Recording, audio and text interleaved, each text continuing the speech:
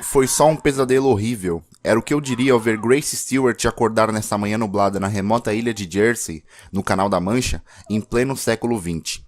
A coroa britânica, onde fica o bailado de Jersey, embora pertença ao Reino Unido, não estava imune às intempéries da inevitável ascensão nazista. É importante situar a historiografia da época porque isso justificava os pesadelos que Grace tinha com a Segunda Guerra, conflito para o qual seu marido fora enviado em missão há 1 ano e meio, deixando-a em sua luxuosa mansão sem a perspectiva de voltar a vê-lo novamente.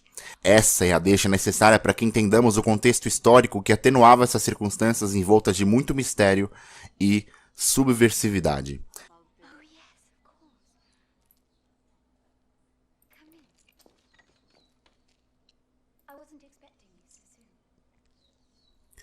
Grace Stewart, então, morava em sua luxuosa mansão isolada no Canal da Mancha, na companhia familiar de somente seus 2 filhos, desde que seu marido Charles foi para a guerra. Por auxílio nos afazeres domésticos, desajeitados desde que os últimos criados da casa subitamente abandonaram seus empregos, através de um anúncio no jornal, Grace contrata Bertha Mills, Edmund Tuttle e Lydia, que apesar de sua simplicidade e cortesia em apresentação, de pronto garantiram eficácia em seu trabalho servil. Enumerando suas atribuições, Grace ressalva que nenhuma porta daquela casa poderia ser aberta sem que a anterior imediata estivesse fechada, junto que as janelas dos cômodos deveriam invariavelmente se manterem fechadas, e sugere aos novos funcionários a valorização absoluta do silêncio. A mansão sequer tinha energia elétrica, que era constantemente desligada pelas investidas dos alemães, o que acarretaria num costume de iluminação à luz de velas de que Grace já nem se importava mais. Estes são Anne Stewart e Nicholas Stewart, filhos de Grace, que mantinham uma rara condição médica de fotossensibilidade, que os impossibilitava de se exporem à luz do sol. Era justamente por isso que as portas e janelas precisavam se manter fechadas, para que se evitasse essa exposição.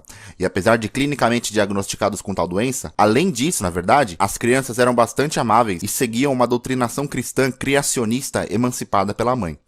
Anne, nem tanto. Aos poucos, perceberemos que Anne é ligeiramente mais orgulhosa e insuscetível a esses ensinamentos, e não temia em questioná-los quando lhe desse na telha, criando uma distância intrínseca entre ela e a própria Grace.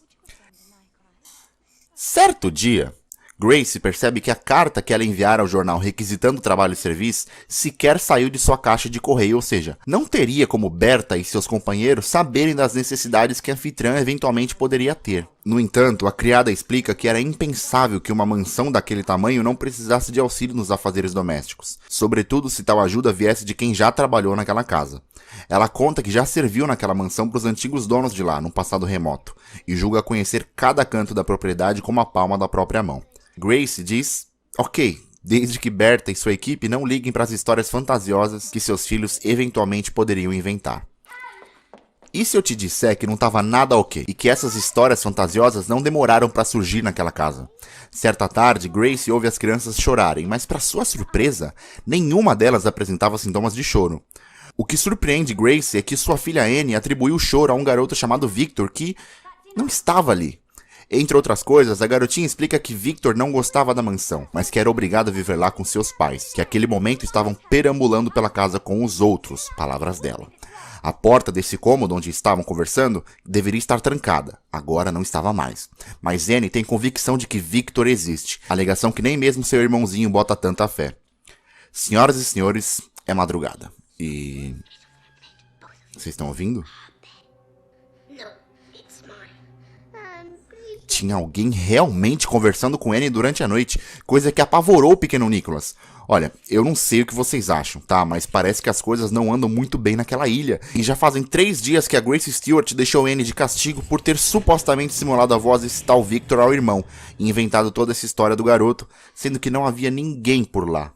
Porém, pessoas, ouçam que ruídos estranhos por toda a casa começam a incomodar Grace, de modo que a fez ir de encontro a esses sons. Senhoras e senhores, se Victor era real, eu não sei. Eu só sei que nesse, sei lá, sótão da casa, onde Grace foi verificar, ela testemunhou sussurros e gritos que fizeram-na cogitar uma invasão, lembrando a contextualização histórica da época. Vasculhando cada metro da casa, a mãe dos garotos encontra fotos antigas dos possíveis antigos donos da mansão e um álbum de fotografias post-mortem.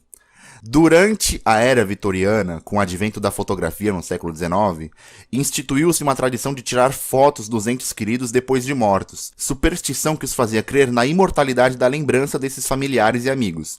E vejam, esse álbum que Grace encontrou era cheio dessas fotos, inclusive de crianças, o que era comum à época pelo alto índice de mortalidade infantil. Falamos aqui do século XIX, tá? Poucos anos depois da invenção da fotografia. Bom, um sussurro num dia, um grito que ela possa ter ouvido num outro dia, até aí poderia ser obra humana.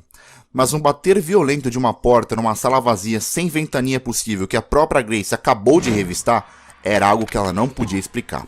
Aos poucos, a paranoia impulsionada pelas histórias de Anne sobre um garoto na mansão, aliadas aos desenhos que a garota fazia sobre uma família possivelmente perturbada pela presença deles por ali, junto a uma anciã, somados aos ruídos contínuos que Grace mesmo testemunhou, e esse bater de porta, fez a religiosidade cristã clamar pela ajuda da igreja. O problema é que enquanto caminhava pelo denso bosque na direção da aldeia, o forte nevoeiro a fez se perder por entre as árvores, mas ocasionou o improvável reencontro de Grace com Charles, seu marido enviado à guerra, que finalmente voltava ao lar à busca de paz, descanso e conforto familiar. Percebam, por favor, os olhos da Grace ao vê-lo, ela não podia acreditar que aquele momento chegou, e esse encantamento a fez esquecer de todos os problemas pelos quais ela havia saído da mansão por ajuda.